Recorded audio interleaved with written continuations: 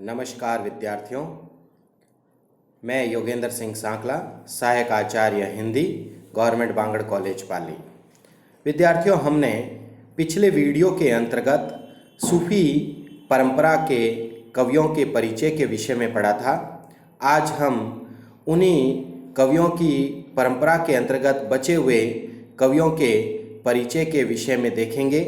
तो हम देखते हैं कि हमारे सामने बचे हुए कवियों की परंपरा के अंतर्गत कौन कौन से कवि उभर कर आते हैं। उसमें सबसे पहला यदि कवि की हम बात करें तो हमारे सामने उस्मान है, जायसी है, शेख नबी है। इस प्रकार की परंपरा के अनेक कवियों का जीवन परिचय हमें दिखाई देता है, जैसे नूर मोहम्मद काशिम साहा है, ठीक है ना। तो इस प्रकार के अनेक कवियों की एक परंपरा हमारे सामने उभर करके आती हैं। तो हम सबसे पहले कवि की चर्चा करते हैं, वह कवि है उस्मान। इन्होंने विक्रम संवत 1670 में चित्रावली की रचना की। इनमें नेपाल के इस कहानी के अंतर्गत नेपाल के राजकुमार सुजान और रूपनगर की राजकुमारी चित्रावली की प्रेम कथा का वर्णन किया गया है। इस राजकुमारी चित्रावली के नाम के आधार पर ही इस रचना का नाम चित्रावली रखा गया है। सूफी परंपरा के अनुसार इसमें प्रेम और विरह का निरूपण किया गया है। इस रचना में कवि ने जायसी की पद्मावत महाकाव्य का अनुकरण करते हुए लिखा। कथा के बीच बीच में उपस्थित प्रसंगों का वर्णन भी कवि ने पद्मावत की भांति किया है। कहा जाता है कि उस्मान की जो चित्रावली नामक जो रचना है, इस रचना में पद्मावत का जो पुट है वह पुट हमें दिखाई पड़ता है। और हम ये देखते हैं कि जैसे कोई मानो कि जायसी का जो पद्मावत है, उस पद्मावत का ही अनुकरण इस काव्य रचना के अंतर्गत दिखाई पड़ता है।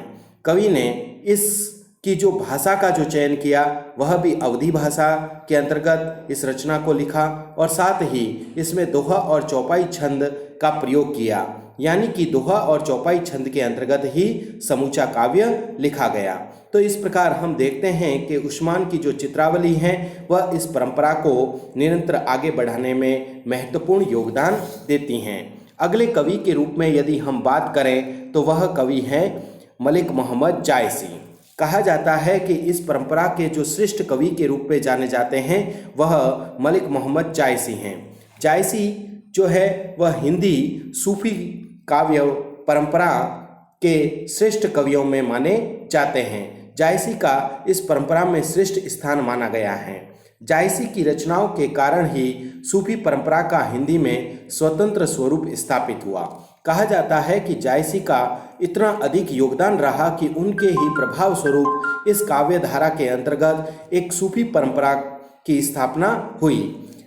जायसी का जो जन्म है वह 1548 ईस्वी में रायबरेली के निकट जायस नगर में हुआ।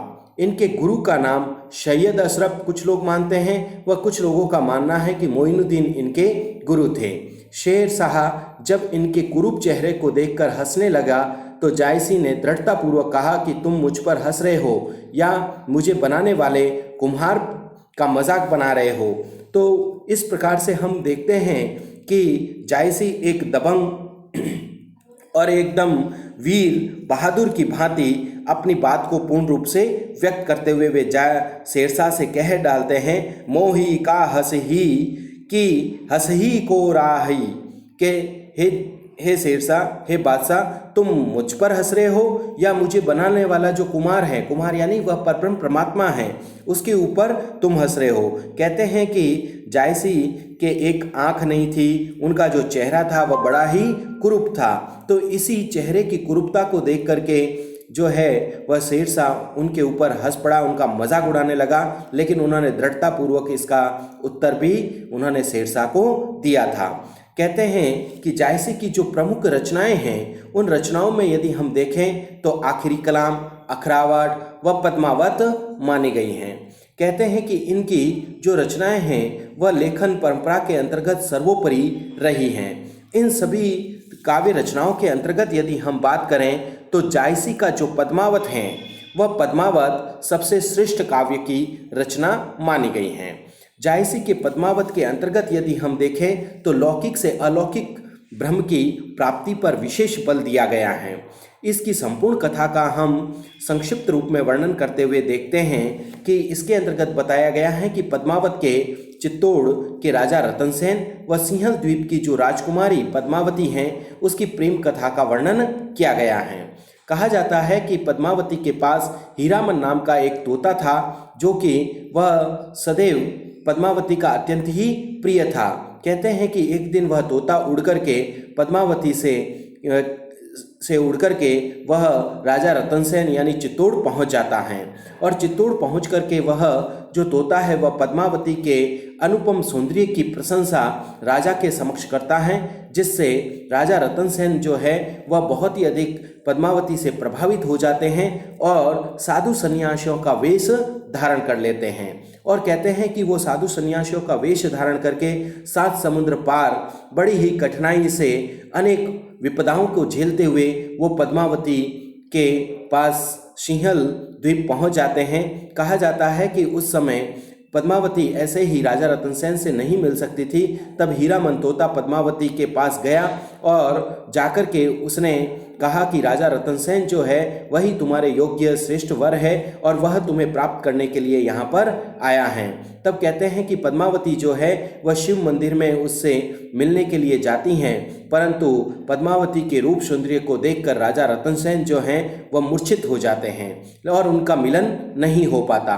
तत्पश्चात राजा रतनसेन जो हैं वह सिंहल द्वीप के किले पर चढ़ाई कर देते हैं और चढ़ाई करके सिंहल द्वीप की सेना यानी कि गंधर्व सेन की सेना के साथ युद्ध होता है और युद्ध में गंधर्व सेन पराजित हो जाता है और राजा रतनसेन विजय हो जाते हैं और पद्मावती को प्राप्त कर लेते हैं। प्राप्त करने के पूर्व की ये जो घटना है यह इस कथा का प्रारंभिक स्वरूप है, लेकिन इसी कथा का जो द्वितीय भाग है वह द्वितीय भाग हमें यह दिखाई देता है कि राजा रतनसेन के विरह में उनकी जो पत्नी थी पटरानी थी नागमती, वह उनके विरह में बहुत ही अधिक व्यथित होती हैं और बहुत ही अधिक पीड़ित होती हैं, जो कि वर्ष के 12 महीने नागमती के लिए व्यतीत करना अत्यंत ही कष्टदायी और दुखदायी प्रतीत होते हैं। तत्पश्चात यदि हम देखें तो राजा रतनसेन के दरबार में एक राघव चेतन नाम का एक शैतान था जो कि राजा रतनसेन का विरोधी होकर के अलाउद्दीन खिलजी जो कि उस समय आक्रमण करने वाला था और समूचे भारत पर विजय प्राप्त करने के लिए निकल पड़ा था, उस अलाउद्दीन खिलजी से जाकर के मिला और अलाउद्दीन खिलजी को राजा रतनसेन की रानी पद्मावती को प्राप्त करने के लिए उकसाने की बात करने लगा। तब कहते हैं कि अलाउद्दीन खिलजी जो है वह पद्मावती के रूप सौंदर्य की चर्चा सुनकर के वह चित्तौड़ के किले को घेर लेता है और लगभग 1 माह तक चित्तौड़ के किले को वह घेरे रहता है, परंतु उस चित्तौड़ के किले को वह नहीं भेद पाता। तत्पश्चात वह राजा रतनसेन के समक्ष संधि का प्रस्ताव रखता है और उनके साथ छल करने का प्रयास करता है। कहते हैं कि जब वह भोजन करने के लिए राजा रतनसेन के दरबार में गया तब भोजन करते करते उसने आईने में पद्मावती के रूप सौंदर्य को देखा और देखने के पश्चात उसके अंतर्मन में पद्मावती की प्राप्ति की लालसा बढ़ गई। तब कहते हैं कि जैसे ही राजा रतनसेन उसे आदर सत्कार सहित अलाउद्दीन खिलजी को अपने मुख्य द्वार किले के मुख्य द्वार के बाहर छोड़ने के लिए आया, तब उस समय अलाउद्दीन खिलजी के सैनिकों के द्वारा उसे बंदी बना लिया गया। जब यह सूचना अंदर तक पहुंची तब कहते हैं कि अंदर से पट बंद कर दिए गए और राजा रतनसेन को बंदी बना लिया गया और एक सूचना भिजवाई गई अलाउद्दीन के द्वारा कि तुम पद्मावती को हमारे हवाले कर दो, हम राजा रतनसेन को छोड़ देंगे। तब कहते हैं कि उस समय 2 राजपूत वीर योद्धा थे, वो गोरा और बादल थे, जिनकी वीरता और पराक्रम एवं शौर्य का स्वरूप हमें इस कथा के अंतर्गत दिखाई पड़ता है। कहते हैं कि गोरा व बादल जो हैं वो राजपूत वीर योद्धा मर्दाना यानी कि औरतों का वेश धारण करके पालकी में सवार होकर के राजा रतनसेन को मुक्त कराने के लिए जाते हैं और राजा रतनसेन को बंदी गृह से मुक्त करवा करके और उन्हें पुनः चित्तौड़ की ओर लेकर के आते हैं। लेकिन युद्ध करते करते राजा रतनसेन जो है वह वीर गति को प्राप्त हो जाते हैं। जब इस बात की सूचना वह राजमहल में पहुंचती हैं तब पद्मावती अपनी अन्य रानियों के साथ वह जौहर कर देती हैं। तो इस प्रकार की जौहर की कथा का वर्णन इस पद्मावत के अंतर्गत किया गया है।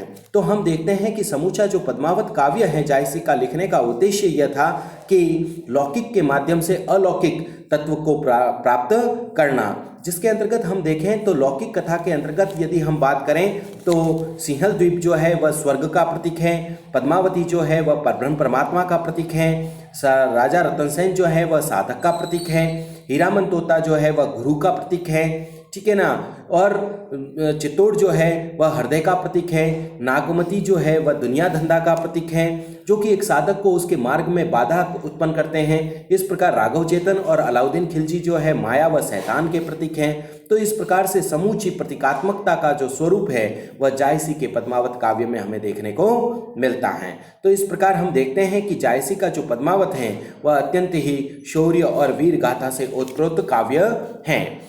पद्मावत के अलावा यदि हम कवियों की बात करें तो हमारे सामने निम्न कवि उभर करके आते हैं, जिसके अंतर्गत शेख नबी हैं, काशिम शाह है, शेख निशार हैं, नूर मोहम्मद हैं, फाजिल शाह हैं, जिन्होंने जैसे नूर मोहम्मद के अनुराग बांसुरी हैं आदि अनेकों जो रचनाएं हैं, जिसके अंतर्गत उन्होंने समूची प्रेम कथा का पूर्ण रूप से वर्णन किया है। तो इस प्रकार से हम देखते हैं कि सूफी काव्य परंपरा के अंतर्गत अनेक कवियों ने पूर्ण और महत्वपूर्ण योगदान दिया। धन्यवाद विद्यार्थियों।